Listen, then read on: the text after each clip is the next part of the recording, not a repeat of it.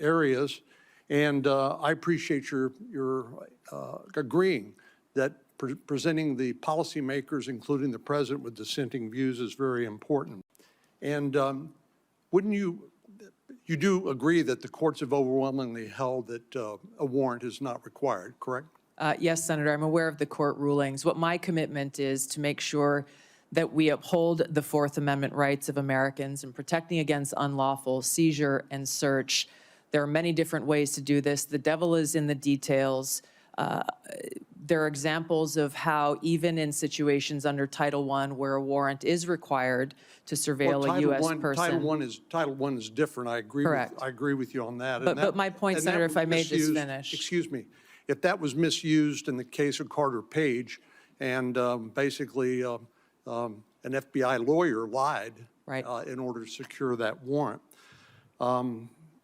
Which is why there are safe. What would be necessary to be shown in order to establish probable cause to a judge in order to obtain a warrant?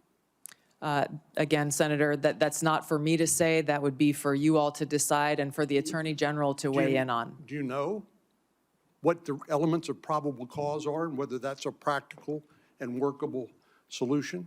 This is the center of the debate, the high standard of probable cause that's required to get a warrant, and why this will continue to be a conversation, again, with the Attorney General weighing in and all of you in Congress making this policy decision.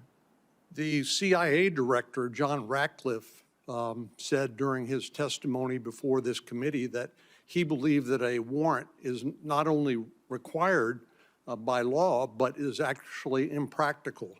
Do you disagree with that or agree with that? I will be in a better position to make an assessment on the practical implications of this if confirmed as DNI. My commitment remains to uphold the Constitution and Americans' Fourth Amendment rights. Where would the warrant be sought?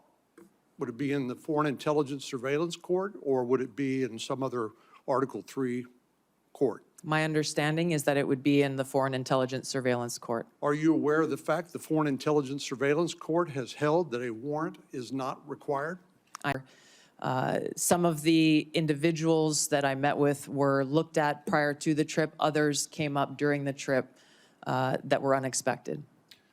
Just in complete hindsight, would you view this trip as good judgment?